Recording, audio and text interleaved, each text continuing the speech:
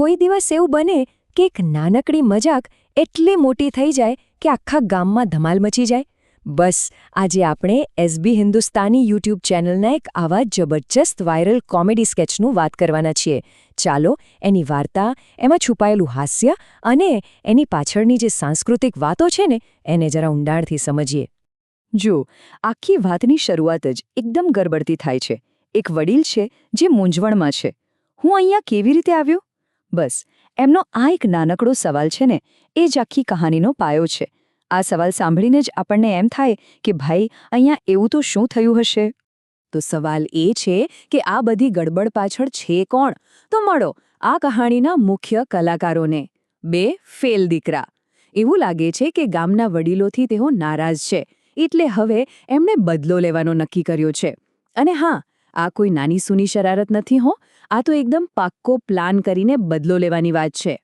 અને આ લોકોએ પ્લાન માટે જે સમય પસંદ કર્યો છે ને એ પણ જબરદસ્ત છે. મહાશિવરાત્રિનો તહેવાર. જે તહેવાર ઘણીવાર ભાંગના સેવન સાથે જોડાયેલો હોય છે.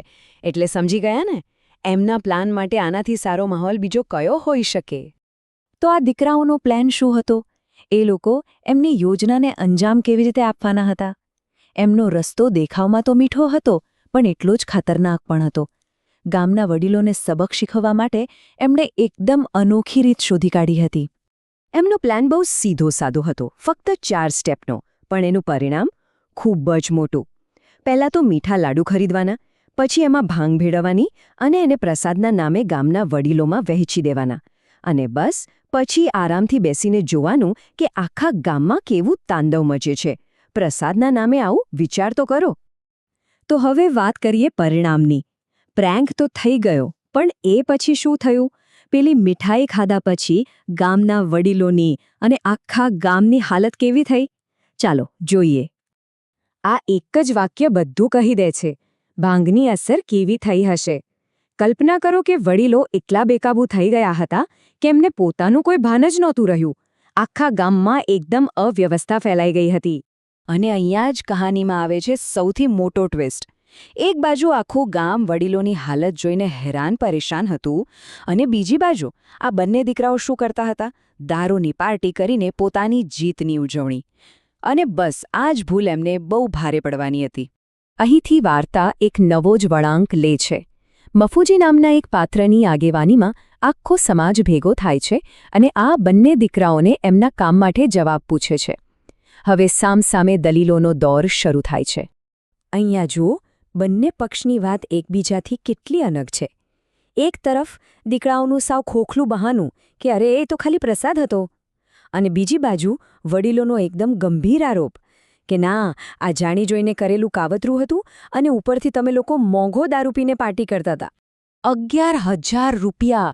આ રકમ ખાલી પૈસા નથી હો, આ રકમ એ બતાવે છે કે એમનામાં કેટલી બેદરકારી અને અનાદરની ભાવના હતી. એમના પિતા અને આખા સમાજ માટે આ વાત કોઈ મોટા અપમાનથી ઓછી નહોતી. તો હવે વારો હતો ન્યાયનો. આખા સમાજ સામે જે અપમાન થયો, જે અંધાધૂંધી ફેલાઈ, એની સજા તો થવી જ જોઈએ ને. અને આ કોઈ નાનો ગુનો નહોતો, એટલે સજા પણ કંઈક એવી જ હોવી જોઈએ જે યાદ રહી જાય. આખા સમાજ સામે આ જ મોટો સવાલ હતો. આ 2 દીકરાઓનું શું કરવું? કેવો ન્યાય કરવો? શું એમને માફ કરી દેવા જોઈએ કે પછી એવો પાઠ ભણાવવો જોઈએ જે આખું ગામ ક્યારેય ન ભૂલે? અને આખરે સજા નક્કી થઈ, સમ્માન. પણ અહીંયા આ સમ્માન શબ્દનો જે અર્થ કાઢવામાં આવ્યો છે એ ખરેખર ચોંકાવી દે એવો છે. હવે આમાં જે સાંસ્કૃતિક વાત છે ને એ સમજવા જેવી છે. સન્માન કેટલો સારો શબ્દ છે, ખરું ને? પણ અહીં જુઓ, આ જ શબ્દનો ઉપયોગ જાહેરમાં કોઈને નીચું દેખાડવા માટે, એમને શરમમાં મૂકવા માટે કરવામાં આવ્યો. મતલબ કે ફૂલોની જગ્યાએ જૂતાનો હાર. આ ખાલી સજા નથી, આ તો એક રીતે આખા સમાજમાંથી કોઈને બહાર કાઢી મૂકવા જેવી વાત છે. પોતાના દીકરાઓનું આવું જાહેરમાં અપમાન થતું જોઈને પિતાની શું પ્રતિક્રિયા હતી? આખી ઘટના એમની અને એમના પરિવારની ઇજ્જત માટે શું અર્થ રાખતી હતી? આ શબ્દો સાંભળો. એક પિતાના મોઢેથી નીકળેલા આ શબ્દો એમની ઊંડી નિરાશા અને શરમ બતાવે છે. એમના માટે આખે દીકરાની ભૂલ નથી, આ તો પરિવારની આબરૂનું ધોવાણ હતું. એમની નજરમાં દીકરો હોવા છતાં ન હોવા બરાબર હતો, બલકે એનાથી પણ ખરાબ.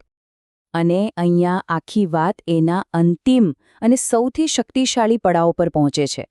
એક પિતા સીધા જ કેમેરા સામે જોઈને આખી કહાણીનો જે સાર છે, જે બોધ છે, એ આપે છે. આ છે આ સ્કેચનો અંતિમ અને સૌથી તીખો સંદેશ.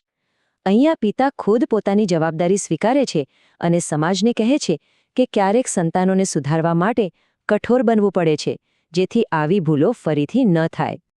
અને અંતે આ આખી વાત આપણને એક મોટા સવાલ પર લાવીને મૂકી દે છે.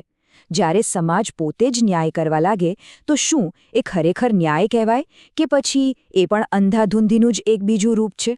બસ આ જ વિચાર સાથે આપણે અહીં અટકીએ છીએ.